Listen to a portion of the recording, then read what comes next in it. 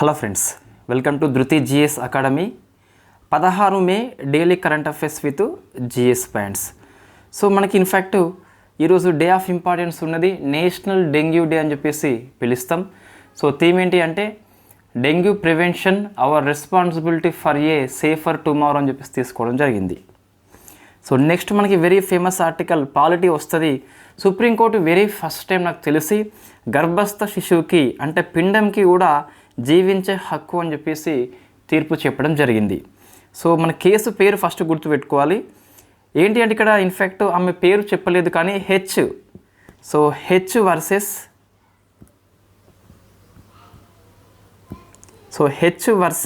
Union of India అని చెప్పేసి మనకు కేసు పేరు. 2024 కేసు. తొలిసారిగా సుప్రీంకోర్టు గర్భస్థ శిశువు కూడా జీవించే హక్కు ఉందని చెప్పేసి గర్భ విచ్ఛిత్తిని రద్దు చేయడం జరిగింది. సో మనకు విషయం ఫస్ట్ ఏం జరిగింది అంటే 27 వారాల గర్భ విచ్ఛిత్తి కోసం అని చెప్పేసి ఒక అవివాహిత మహిళ ఇన్ఫ్యాక్ట్ ఢిల్లీకి చెందిన ఆమె సుప్రీంకోర్టులో అభ్యర్థన చేస్తుంది, తిరస్కరించింది. ఎందుకోసము అంటే మెడికల్ బోర్డు ఇచ్చిన నివేదిక ప్రకారము గర్భస్థ శిశువుతో పాటు ఆ మహిళకు కూడా ఎటువంటి హాని లేదు కాబట్టి మేము రిజెక్ట్ చేస్తున్నామని చెప్పేసి పిండానికి కూడా జీవించే హక్కుని సుప్రీంకోర్టు విస్తరించిందని చెప్పేసి గుర్తుపెట్టుకోవాలి. సో మన భారతదేశంలో ఇన్ఫ్యాక్ట్ అబార్షన్ చట్టాలని చెప్పేసి ఎప్పుడు డిస్కస్ చేసిన మనము అంటే ఏప్రిల్ మంత్ మ్యాగజైన్లో ఉంటుంది. ఒకసారి మీరు చూడండి, పూర్తి వివరణ ఇవ్వడం జరిగింది. అంతకుముందు మన క్లాస్ కూడా చేసి ఉన్నాము. భారతదేశంలో మెడికల్ టెర్మినేషన్ ప్రెగ్నెన్సీ యాక్ట్ అని చెప్పేసి వెరీ ఫేమస్ మనకి. సో 1971లో వస్తే దీన్ని 2021లో సవరణ చేస్తారు. దీని ప్రకారం చూస్తే 12 నుంచి 20 వారాల వరకు ఆ ప్రెగ్నెన్సీ కనుక అబార్షన్ చేయాల్సి వస్తే ఒక్క రిజిస్టర్ మెడికల్ ప్రాక్టీషనర్ యొక్క అనుమతి అవసరము. 12 to 24 వీక్స్ ఉంటే గిట్ట ఇద్దరిది అవసరం ఉంటుంది. 24 వీక్స్ దాటితే మనకి మెడికల్ బోర్డుని ఏర్పాటు చేస్తారు. మెడికల్ బోర్డు యొక్క నిర్ణయం మేరకి కోర్టు నిర్ణయం తీసుకుంటుంది. ఇది మనకి వార్తల్లో ఉన్నటువంటి అంశము. ఏం గుర్తుపెట్టుకోవాలి మొత్తం మీద అంటే H versus union of India 2024 కేసులో గర్భస్థ శిశువు కూడా జీవించే హక్కును సుప్రీంకోర్టు విస్తరించిందని చెప్పేసి గుర్తుపెట్టుకోవాలి. Very very famous. ఇది వెరీ ఫస్ట్ టైం అని చెప్పేసి మనం చెప్పొచ్చు. ఇంతవరకు మనకి ఇటువంటి కేసు ఇక్కడ కనిపించలేదు. సో నెక్స్ట్ చూస్తే second article. So news click వ్యవస్థాపకుడు ప్రబీర్ పుర్కయాస్తా అని చెప్పేసి సుప్రీంకోర్టు విడుదల చేసింది. సో మనకి ఇది పాలిటీ కిందకి వస్తుంది. Very famous case. ఇన్ఫ్యాక్ట్ ఇతను ఎవరు అంటే ఫస్ట్ న్యూస్ క్లిక్ అని చెప్పేసి ఒక వెబ్సైట్ ఇది. సో వెబ్సైట్ యొక్క వ్యవస్థాపకుడు ప్రబీర్ అని చెప్పేసి పిలుస్తాం. ఇతన్ని ఊపా చట్టం కింద ఢిల్లీ పోలీసులు అరెస్ట్ చేస్తారు. బట్ మనకి అరెస్ట్ గల కారణాలు పర్టికులర్గా చెప్పలేదు వాళ్ళు. సో సుప్రీంకోర్టు ఏమనేది అంటే అరెస్ట్ గల కారణాలు చెప్పాలి compulsory. Article number 22 sub class 1 అని చెప్పేసి ఉంటుంది. అరెస్ట్ చేసినప్పుడు కారణం చెప్పాలని చెప్పేసి చెప్తుంది. సో ఇది ఇంతకుముందు ఊపా చట్టానికి ఎప్పుడు వర్తింప చేయలేదు. వెరీ ఫస్ట్ టైం సుప్రీంకోర్టు విస్తరించిందని చెప్పేసి చూసుకోవాలి. అన్లాఫుల్ యాక్టివిటీ ప్రివెన్షన్ యాక్ట్ అని చెప్పేసి పిలుస్తాం. సో ఇన్ఫ్యాక్ట్ దీనికి ఆర్టికల్ నెంబర్ 22 సబ్ క్లాజ్ని 1ని విస్తరించింది. సో అరెస్టు గల కారణాలు చెప్పాలని చెప్పేసి అరెస్టు గల కారణాలు చెప్పకుండా ఎంతకాలం నిర్బంధంలో పెడతారని చెప్పేసి సుప్రీంకోర్టు చెబుతూ ఇతన్ని విడుదల చేయడం జరిగింది. సో మనం ఏం గుర్తుపెట్టుకోవాలి అంటే Prabir versus union of India కేసులో ఆర్టికల్ నెంబర్ 22 సబ్ క్లాస్ 1ని సుప్రీంకోర్టు ఊపా చట్టానికి విస్తరింప చేసిందని చెప్పేసి గుర్తుపెట్టుకోవాలి. సో మనకి ఇన్ఫ్యాక్ట్ ఇంతకంటే ఎక్కువ అవసరం లేదు. ఇంతకుముందు చూస్తే 2023 కేసు మనకు పంకజ్ బన్సాల్ అని చెప్పేసి ఉన్నది. So Pankaj Bansal versus union of India కేసులో సుప్రీంకోర్టు ఈ ఆర్టికల్ నెంబర్ 22 సబ్ క్లాస్ 1ని PMLAకి వర్తింపజేసింది. So prevention of money laundering యాక్ట్కి వర్తింపజేసింది. సో మనకి ప్రశ్న వస్తుంది, అరెస్టు గల కారణాలని లిఖితపూర్వకంగా అరెస్ట్ చేసిన వ్యక్తికి తెలియచేయాలని చెప్పేసి. సో PMLAకి వర్తింపజేసింది మనకు పంకజ్ బన్సాల్ కేసు అయితే ఊపా చట్టానికి వర్తింపజేసింది ప్రబీర్ కేసు అని చెప్పేసి గుర్తుపెట్టుకోవాలి. రెండు వెరీ ఫేమస్ సుప్రీంకోర్టు జడ్జిమెంట్లు ఇవి మనకు. సో ఆర్టికల్ నెంబర్ 20, 21, 22 అని చెప్పేసి నెంబర్ ఆఫ్ టైమ్స్ మనకి వార్తల్లో ఉంటాయి కాబట్టి సబ్ క్లాజెస్ గుర్తుపెట్టుకోవాలి. మనం డిస్కస్ చేసి ఉన్నాము. ఇప్పుడైతే ఏం గుర్తుపెట్టుకోవాలి అంటే ఫ్యాక్ట్ క్వశ్చన్ వస్తే గిట్ట న్యూస్ క్లిక్ వార్తల్లో కనిపించింది, వ్యవస్థాపకుడు ఎవరని చెప్పేసి వస్తుంది, ప్రబీర్ అని చెప్పేసి గుర్తుపెట్టుకోవాలి.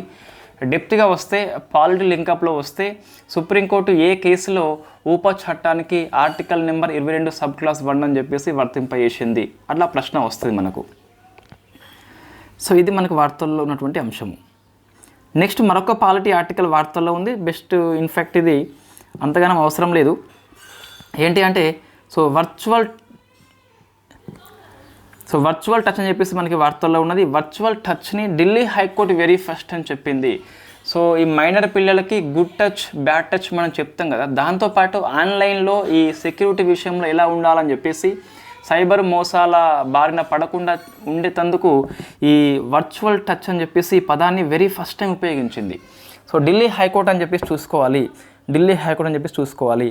మనం ఆన్లైన్లో కొత్త వాళ్ళతో ఇంటరాక్షన్ అయ్యేటప్పుడు ఎటువంటి మెజర్స్ తీసుకోవాలని చెప్పేసి ఢిల్లీ హైకోర్టు చెప్పడం జరిగింది. వర్చువల్ టచ్ అనే పదాన్ని వెరీ ఫస్ట్ టైం ఉపయోగించిన కోర్టు ఏంటి మనకి, ఢిల్లీ హైకోర్టు అని చెప్పేసి చెప్పొచ్చు. సో నెక్స్ట్ మనకి ఇది నెంబర్ ఆఫ్ టైమ్స్ మనం డిస్కస్ చేసి ఉన్న మరొకసారి వార్తల్లో వచ్చింది. సిటిజన్షిప్ అమెండ్మెంట్ యాక్ట్ 2019 ప్రకారము ఇది మనకు మార్చి 11 అమల్లోకి వచ్చింది కాబట్టి మనం మార్చి మంత్ మ్యాగజైన్లో డిస్కస్ చేసి ఉన్నాం. నేను ఆల్రెడీ మన టెలిగ్రామ్ గ్రూప్లో వీడియో లింక్ పెట్టిన, మీకు పూర్తిగా కావాలంటే లింక్ చూస్తే సరిపోతుంది. ఇప్పుడు ఏంటి అప్డేట్ అంటే ఒక 11 మంది పాకిస్తాన్ వాళ్ళకి ఇండియా పౌరసత్వం ఇవ్వడం జరిగింది as per citizenship amendment act 2019 ప్రకారము. వెరీ ఫస్ట్ టైం 14 మందికి అని చెప్పేసి చూసుకోవాలి. వీళ్ళకి ఆ ధృవపత్రాలను ఇచ్చింది ఎవరు అంటే మనకు హోంశాఖ యొక్క సెక్రటరీ అజయ్ కుమార్ బల్లా అని చెప్పేసి పిలుస్తాం. పేరు గుర్తుపెట్టుకోండి. స్టేట్మెంట్ ఆధారిత ప్రశ్న వస్తే ఇతని పేరు ప్రశ్న వస్తా అని చెప్పేసి చూసుకోవాలి. సో మీకు పూర్తి కావాలి అంటే మార్చి మంత్ మ్యాగజైన్ చూడాలి, టెలిగ్రామ్లో లింక్ చూస్తే గిట్ట మీకు ఈజీగా అర్థమవుతుంది. నెక్స్ట్ ఎకనామీ మనకు 3 ఉన్నాయి కానీ ఈ 3 చిన్న క్వశ్చన్సే, 1 లైన్ ఆన్సర్ వస్తుంది. సో మనకు ఫస్ట్ చూస్తే భారతదేశంలో మొట్టమొదటి వర్చువల్ క్రెడిట్ కార్డ్ అని చెప్పేసి దాని పేరు పిక్సెల్. సో ఏ బ్యాంక్ ప్రవేశపెట్టింది అంటే మనకు హెచ్డిఎఫ్సి బ్యాంక్ ప్రవేశపెట్టింది. భారతదేశంలో మొట్టమొదటి వర్చువల్ క్రెడిట్ కార్డ్ అని చెప్పేసి సో పిక్సెల్ నేమ్తోని హెచ్డిఎఫ్సి బ్యాంక్ అని చెప్పేసి చూసుకోవాలి. ఇది మనకు బ్యాంకింగ్ కింద రాసుకోండి లేదా మన కరెన్సీ కింద రాసుకోండి. నెక్స్ట్ వెరీ ఫస్ట్ టైం భారతదేశం లోపల శాటిలైట్ ఇన్సూరెన్స్ అని చెప్పేసి టాటా ఏఐజీ సంస్థ ప్రవేశపెట్టింది. సో ఎవరైతే ఉపగ్రహాలు తయారు చేస్తున్నారో ప్రైవేట్ రంగంలో అవి వైఫల్యం కావచ్చు, సో దానికి కూడా ఇన్సూరెన్స్ని అప్లై చేస్తుంది వెరీ ఫస్ట్ టైం టాటా సంస్థ అని చెప్పేసి గుర్తుపెట్టుకోవాలి. ప్రశ్న వస్తుంది, శాటిలైట్ రంగంలో బీమాని విస్తరించిన ఫస్ట్ కంపెనీ పేరు చూస్తే మనకి టాటా అని చెప్పేసి పిలుస్తాం. Very very famous question. ఇవి మనకు ఫస్ట్ ఈ న్యూస్ కాబట్టి ఇవి 2 కూడా బాగా గుర్తుపెట్టుకోవాలి, ఎకనామీ లోపల అప్డేట్ చేసుకోవాలి. నెక్స్ట్ మూడీస్ అనే సంస్థ, ఇది అమెరికాది. సో ఇండియా జీడిపిని మరొకసారి అంచనా వేసింది 6.6 అని చెప్పేసి చూసుకోవాలి. మనకు జనరల్గా ఫైనాన్షియల్ ఇయర్ 25 అని చెప్పేసి ఇది ఒకటే చూసుకోవాలి. ఇదే ఆర్టికల్ లోపల 26 ఇయర్ లోపల 6.2 అని చెప్పేసి 24 ఇయర్ లోపల 8 అని చెప్పేసి ఇచ్చింది. బట్ ఎక్కువ 25 ఇయర్ మనకి ఇదే ఇయర్ కాబట్టి కంపల్సరీ గుర్తుపెట్టుకోవాలి. సో ఫైనాన్షియల్ ఇయర్ 2025 అంటే మనకు ఏమొస్తుంది ఇక్కడ అంటే 24 నుంచి 25 అని చెప్పేసి వస్తుంది. ఈ 3 ఆర్టికల్స్ మనం 3 స్కిప్ చేయండి, ఇవి 2 కంపల్సరీ అధ్యయనం చేయండి. సో నెక్స్ట్ డిఫెన్స్ అని చెప్పేసి మనకి Mazagon dock ship builders 250 years యొక్క వ్యవస్థాపక దినం మనకు సో ముంబై లోపల రక్షణ శాఖ కార్యదర్శి అయిన గిరిధర్ అరమాన్ అని చెప్పేసి స్టార్ట్ చేయడం జరిగింది. సో పేరు గుర్తుపెట్టుకోవాలి, 250 ఇయర్స్ కాబట్టి ఇటువంటి మైల్ స్టోన్స్ ప్రశ్న వస్తాయి. 25 ఇయర్స్ కానీ 50 ఇయర్స్ 100 అని చెప్పేసి ఇటువంటి ప్రశ్న వస్తుంది కాబట్టి మజగావ్ డాక్ షిప్ బిల్డర్స్ అని చెప్పేసి మనకి వెరీ ఫేమస్ ముంబైలో ఉంటుంది కదా. సో 250th ఇయర్ అని చెప్పేసి చూసుకోవాలి. 1774లో స్థాపించబడింది. 1960లో గవర్నమెంట్ ఆఫ్ ఇండియా దీన్ని జాతీయం చేయడం జరిగింది. గవర్నమెంట్ ఆఫ్ ఇండియా దీన్ని స్వాధీనం చేసుకున్నది. 2006లో దీనికి మినీరత్న వన్ అని చెప్పేసి కేటగిరీ హోదా ఇవ్వడం జరిగింది. సో మనకి ఈ 250 ఇయర్ సందర్భంగా కొన్ని కార్యక్రమాలు ప్రారంభం చేయడం జరిగింది. అందులో ఫస్ట్ది 250 రూపీస్ స్మారక నాణం అని చెప్పేసి విడుదల చేయడం జరిగింది. దాంతోపాటు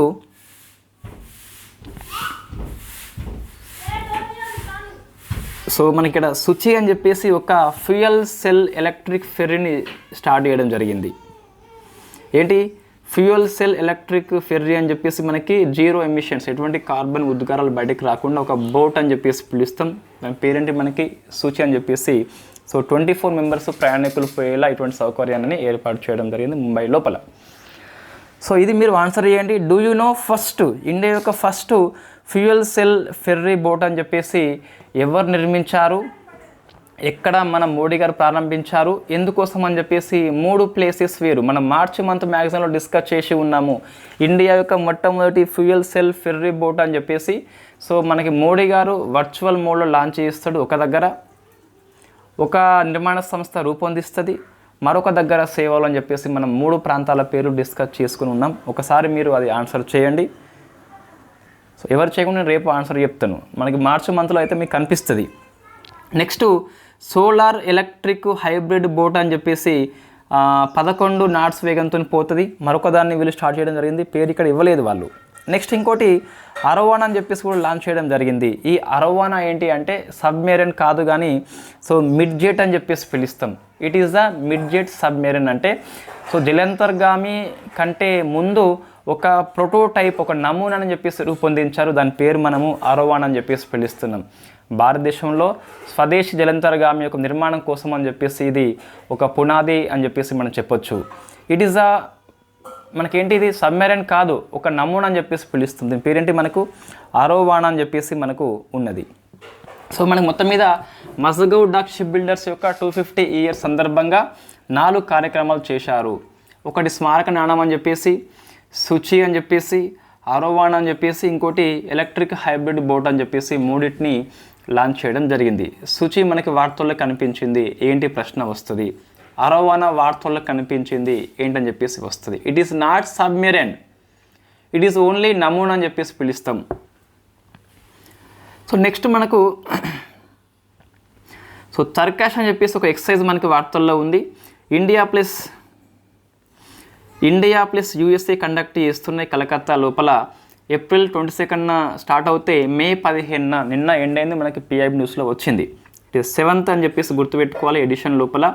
ఇది టెర్రర్ మాక్ డ్రిల్ అని చెప్పేసి పిలుస్తున్నాం. ఉగ్రవాద వ్యతిరేకం కోసం అని చెప్పేసి 2 ప్రాక్టీస్ చేస్తున్నాయి. ఇక్కడ ఎన్ఎస్జి పాల్గొంటుంది, నేషనల్ సెక్యూరిటీ గార్డ్ అని చెప్పేసి. అమెరికా లోపల స్పెషల్ ఆపరేషన్స్ అని చెప్పేసి ఒక ఫోర్సెస్ ఉంటుంది, అది పాల్గొంటుంది. సో మనకి వెన్యూ ఇక్కడ కోల్కతా అని చెప్పేసి పిలుస్తాం. నెక్స్ట్ ఒక హెక్సాకాప్టర్ అని చెప్పేసి మనకి జ్యోతి పేపర్లో వచ్చిన ఆర్టికల్ ఇది. ఇన్ఫ్యాక్ట్ పిఐబి న్యూస్లో కూడా వచ్చిందిలేండి. సో ఇన్ఫ్యాక్ట్ ఏంటి హెక్సాకాప్టర్ అంటే ఫస్ట్ ఇది ఒక డ్రోన్ అని చెప్పేసి గుర్తుపెట్టుకోవాలి. ఈ డ్రోన్ మనకి ఇన్ఫ్యాక్ట్ మిషన్ గన్ని అప్లై చేస్తుంది. సో మిషన్ గన్తో కూడిన డ్రోన్ని మనము హెక్సాకాప్టర్ అని చెప్పేసి పిలుస్తున్నాము. దీన్ని మేక్ ఇన్ ఇండియాలో భాగంగా మనకు ఇక్సాన్ ఏరోస్పేస్ అండ్ టెక్నాలజీస్ ప్రైవేట్ సంస్థ రూపొందించింది. సో మన ఇక్రాన్ అని చెప్పేసి పేరు గుర్తుపెట్టుకోవాలి.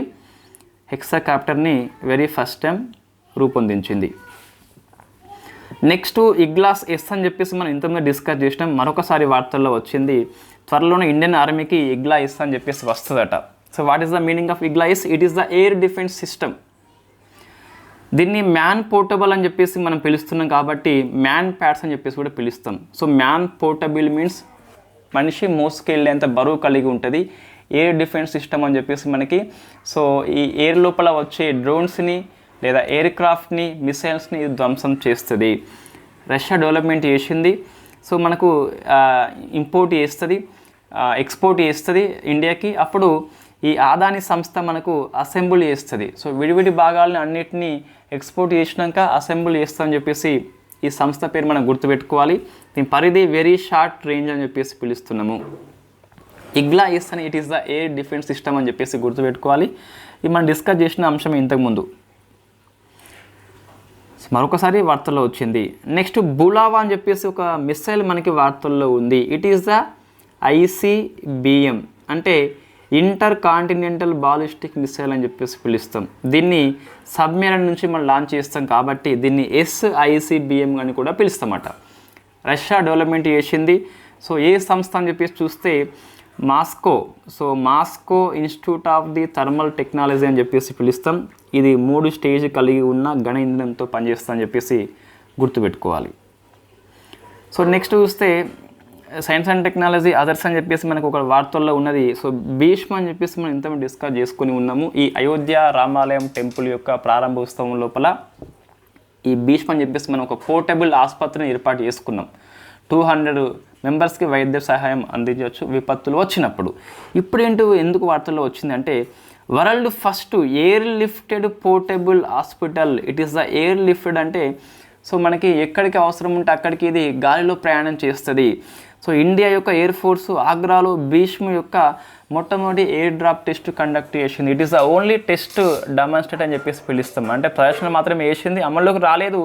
బట్ అయినప్పటికీ world first air lift portable hospital అని చెప్పేసి భీష్మ ప్రోగ్రామ్ పేరు మనం గుర్తుపెట్టుకోవాలి. So what is the meaning of Bhishm అంటే భారత్ హెల్త్ ఇనిషియేటివ్ సహయోగు హిత మరియు మైత్రి అని చెప్పేసి పిలుస్తాం. ఇండియన్ ఎయిర్ ఫోర్స్ వచ్చేసి ఆగ్రాలో కండక్ట్ చేయడం జరిగింది మొట్టమొదటి ఎయిర్ లిఫ్టెడ్ పోర్టబుల్ ఆసుపత్రి అని చెప్పేసి. నెక్స్ట్ మనకు సో పర్యావరణ అంశాలు ఒక 2 ఉన్నాయి, వెరీ ఫేమస్ ఇవి 2 కూడా. సో ఫస్ట్ చూస్తే మనకు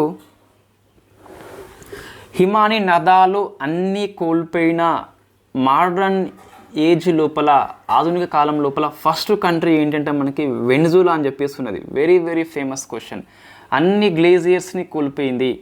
సో చివరి గ్లేజియర్ ఏంటి మనకంటే హాంబోల్ట్ లేదా లా కరోనా అని చెప్పేసి పిలుస్తాం. వెనిజులా దేశంలో ఉన్న చివరి హిమాని నదము చివరి గ్లేజియర్ హాంబోల్ట్ లేదా లా కరోనా అని చెప్పేసి పిలుస్తాం. ఇది కోల్పోయింది. ఎవరు చెప్పారు మనకంటే ICCI అనే సంస్థ. వెరీ వెరీ ఫేమస్ క్వశ్చన్ మనకు. ఇంటర్నేషనల్ క్రయోస్పియర్ క్లైమేట్ ఇనిషియేటివ్ అని చెప్పేసి ఈ గ్లేజియర్ని ఒక ఐస్ ఫీల్డ్గా డౌన్గ్రేడ్ చేయడం జరిగింది. సో దానికి అర్హత కుదించింది. అది కరిగిపోతుంది కాబట్టి ఒక మంచు ముద్ద తప్పితే హిమనదం కాదని చెప్పేసి ICCI సంస్థ చెప్పింది. కాబట్టి సో మనకి మోడర్న్ ఏజీ లోపల హిమాని నదాలు కోల్పోయిన ఫస్ట్ కంట్రీ ఏంటి మనకు అంటే వెనిజులా అని చెప్పేసి పిలుస్తాం.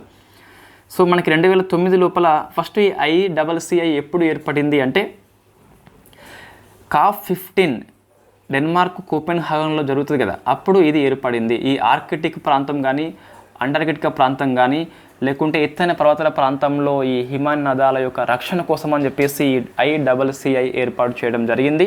ఇది ఈ గ్లేజియర్ని యొక్క రివ్యూ చేస్తుంది. సో ఇప్పుడు ఏమైంది అంటే ఈ హాంబోల్ట్ లేదా లా కరోనా అనేది గ్లేజియర్ కాదు, ఓన్లీ ఐస్ ఫీల్డ్ అని చెప్పేసి డౌన్గ్రేడ్ చేసింది. కాబట్టి వెనిజులా కంట్రీ మనకి వార్తల్లో ఉంది. Very very famous question. ప్రశ్న వస్తుంది కంపల్సరీ. ఇటువంటి ప్రశ్న TSPSC APPSC ఎక్కువ ఫోకస్ చేస్తుంది. సో తెలుగు పేపర్లో రానంత మాత్రాన ప్రశ్న రాదని చెప్పేసి అనుకోవద్దు. సో మనకి నెక్స్ట్ ఇంకోటి డౌన్ టు ఎర్త్ వెబ్సైట్ లోపల కన్వర్ సరస్సు అని చెప్పేసి మీరు డౌన్ టు ఎర్త్ని సో సబ్స్క్రైబ్ చేసుకోండి. అది మనకి ఇయర్లీ ఆఫర్ ఓన్లీ 299కే ఉంటుంది. సో మనకి మెయిల్ వస్తూ ఉంటుంది, నోటిఫికేషన్ వస్తూ ఉంటుంది, మనం ఒకసారి చూస్తే అయిపోతుంది. డైలీ 10 to 11 ఆర్టికల్స్ వస్తాయి. అందులో మనకు ఎగ్జామ్ పర్పస్లో ఒక 2 to 3 ఆర్టికల్స్ అయితే ఉపయోగపడతాయి. డైలీ ఉండవు, సో కొన్నిసార్లు ఉంటాయి. సో మనం పేపర్ చదువుతాం కదా, ఈనాడు పేపర్, సాక్షి పేపర్, అట్లనే ఇది చదివితే సమయం వృధా కాదు, ఒక 5 minutesలో అయిపోతుంది. బట్ మనకి నెంబర్ ఆఫ్ క్వశ్చన్స్ ఈ పర్యావరణ అంశాలన్నీ డౌన్ టు ఎర్త్ మనకు కవర్ చేస్తుంది. రైట్. ఈ కన్వర్ సరస్సు అని చెప్పేసి మనకి వార్తల్లో ఉన్నది. బీహార్లో దీన్ని స్థానికంగా కబర్తల్ అని చెప్పేసి పిలుస్తాం. It is a Ramsar site అని చెప్పేసి పిలుస్తాం. ఇది ఎందుకు వార్తల్లో వచ్చింది అంటే డౌన్ టు ఎర్త్ ప్రకారం చూస్తే ఎండిపోయే ప్రమాదం కలిగి ఉన్నది.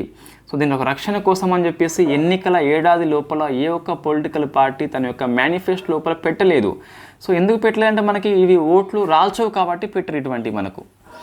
సో ఎక్కువ లాభం చేకూర్చోటి మనకు ఎన్నికల ఎజెండాలు కనిపించవు. ఉచితాలు అని చెప్పేసి టీవీ ఇస్తాం మేము, సెల్ ఇస్తామని చెప్పేసి, చీర ఇస్తామని చెప్పేసి అట్లా కనిపిస్తుంది. కానీ సో మేము ఈ రామ్సార్ సైట్ ఇది, దీని రక్షణ ఇస్తామని చెప్పేసి, వీళ్ళు విద్యార్థులు మేము ఇన్ని రకాల ఉపాధి కల్పిస్తామని చెప్పేసి, నిరుద్యోగం ఎక్కువ ఉంది తగ్గిస్తామని చెప్పేసి ఇటువంటి మనకు వాగ్దానాలు చేయరు పొలిటికల్ లీడర్స్. జనరల్గా ఎన్నికల సమయంలో చూస్తే మన ప్రసంగాలు చూస్తే ఎంతసేపు పొలిటికల్గా మనకు అనిపిస్తుంది.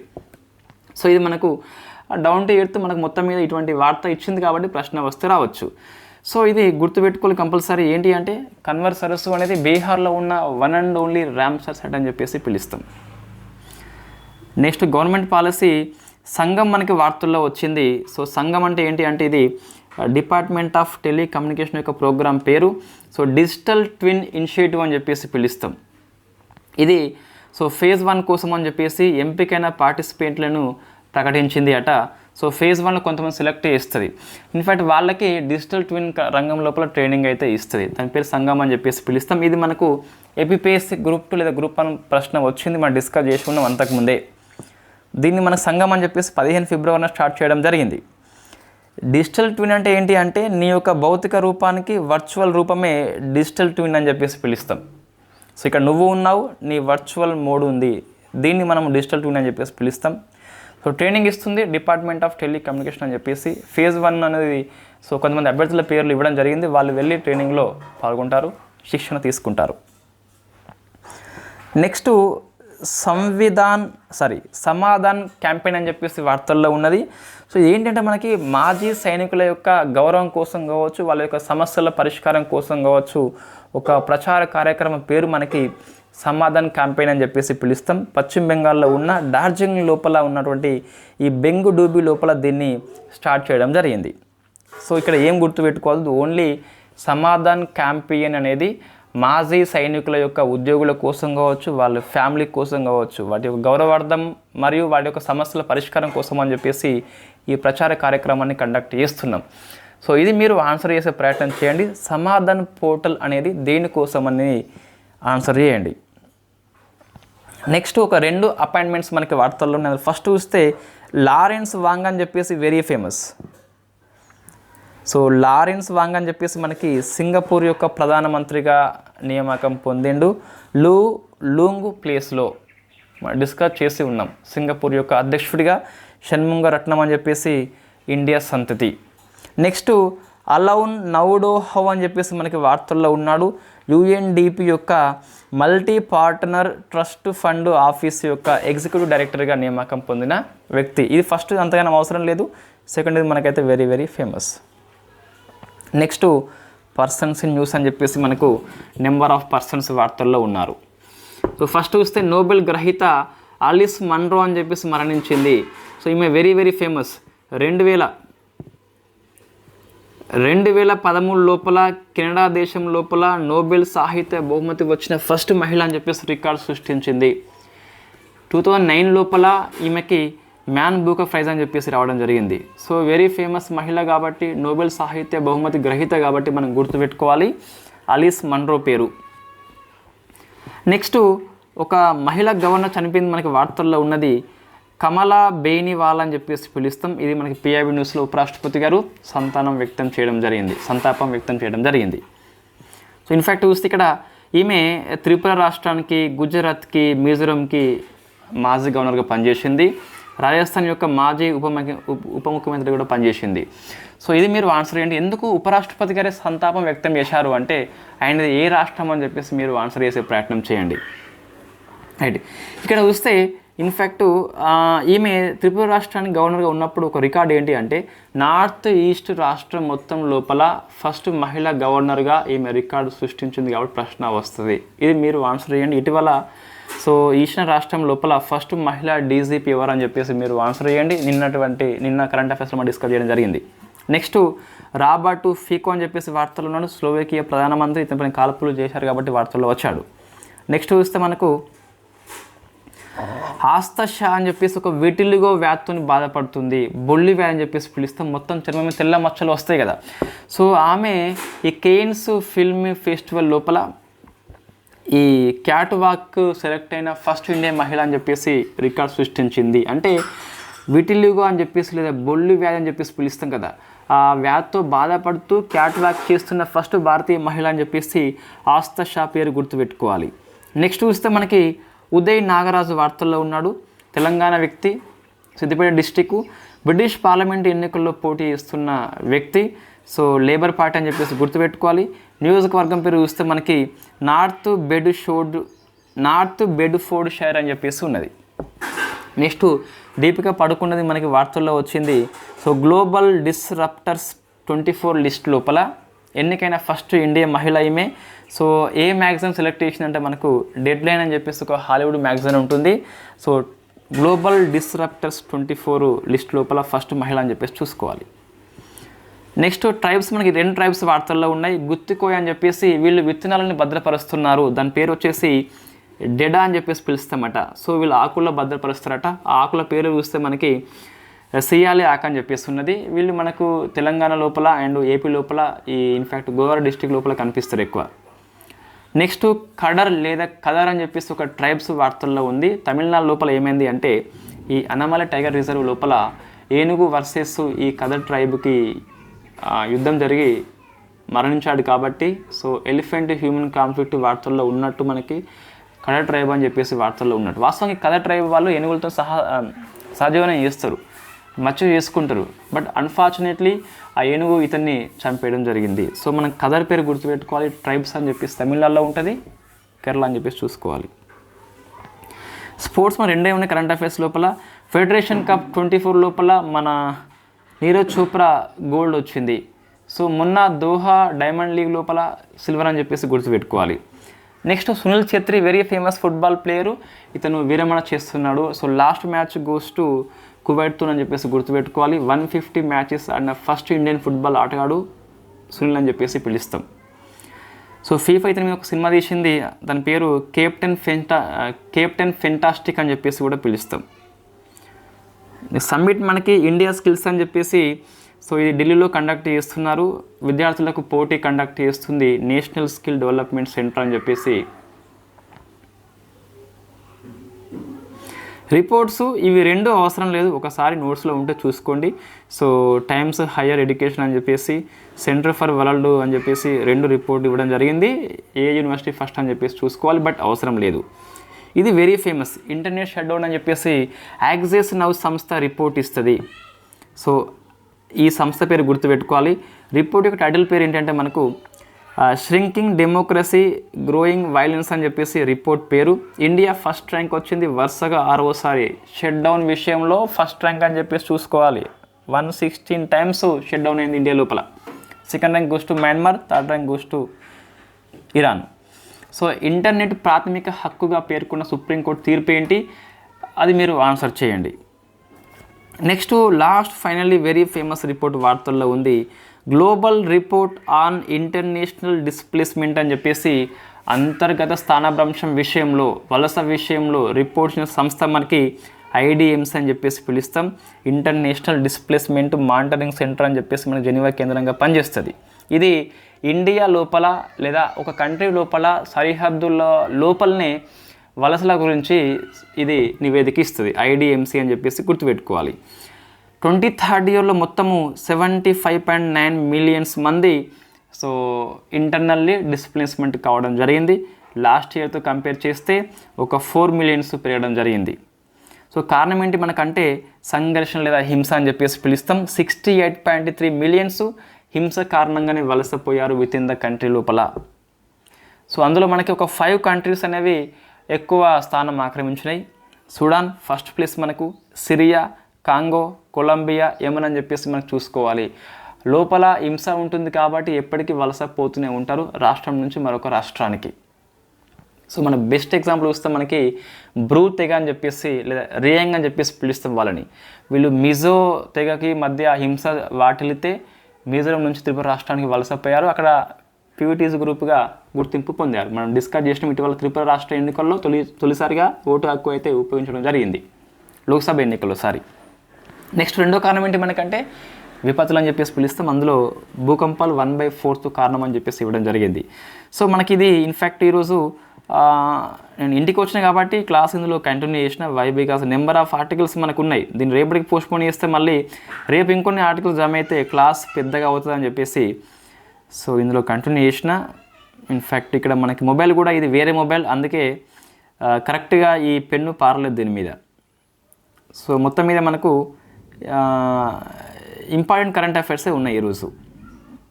సో డిఫెన్స్ ఎక్కువ ఉన్నది, అండ్ ఎకాలజీ అంశాలు ఎక్కువ ఉన్నాయి, పాలిటీ అంశాలు ఎక్కువ ఉన్నాయి. సో మనం ఇక్కడ గుర్తుపెట్టుకోవాలి కంపల్సరీ. ఏవి కేసుల పేర్లు కొన్నిసార్లు వార్తల్లో ఉంటున్నాయి కాబట్టి. సో ఇది వెరీ ఫేమస్ కేసు అండి. ఆర్టికల్ నెంబర్ 22 సబ్ క్లాస్ 1ని PMLAకి వర్తింపు చేసిన కేసు ఏంటి, ఉపాకి వర్తింపు చేసిన కేసు ఏంటి, ఇవి రెండు మనకు ప్రశ్నలు రావచ్చు. So thank you very much. నేను పాలిటీ కరెంట్ అఫైర్స్ని 4 months రౌండప్ ఏదైతే ఉందో 4 months కాదు, నేను ఏ రోజు క్లాస్ చేస్తే ఆ రోజు వరకు May 18th కంపల్సరీ నేను క్లాస్ చేస్తాను. సాటర్డే 7 PM క్లాస్ అప్లోడ్ చేస్తాను. సో అందులో ఇన్ఫ్యాక్ట్ May 18th వరకు కరెంట్ అఫైర్స్ అందులో ఏవైతే ఉంటాయో పాలిటీ విషయంలో అప్డేట్స్ మొత్తం సబ్జెక్టు అంటే మనకి మంత్ వైజ్ చేయను, చాప్టర్ వైజ్ చేస్తాను. జనవరి, ఫిబ్రవరి, మార్చి, ఏప్రిల్, May 18th వరకు ఆ పాలిటీ అంశాలు అన్నీ చాప్టర్ వైజు రఫ్ నోట్స్ రాసుకొని ఎక్స్ప్లెయిన్ చేస్తాను, బోర్డు మీద చేస్తాను. బట్ నోట్స్ అయితే మనకి మీకు నోట్స్ ఫుల్ కావాలి అంటే మంత్లీ మ్యాగజైన్లో కనిపిస్తుంది. నేను ఓన్లీ హెడ్డింగ్స్ మాత్రం ఒక పేపర్ రాసిస్తాను, అవి ఫుల్ నోట్స్ కోసం అని చెప్పేసి మీరు మంత్లీ మ్యాగజైన్ని రిఫర్ చేయవచ్చు. సో నెక్స్ట్ పాలిటీ అయిపోయాక ఎకనామీ ఉంటుంది, అదేవిధంగా మిగతా సబ్జెక్ట్ కూడా ఉంటాయి. Thank you very much.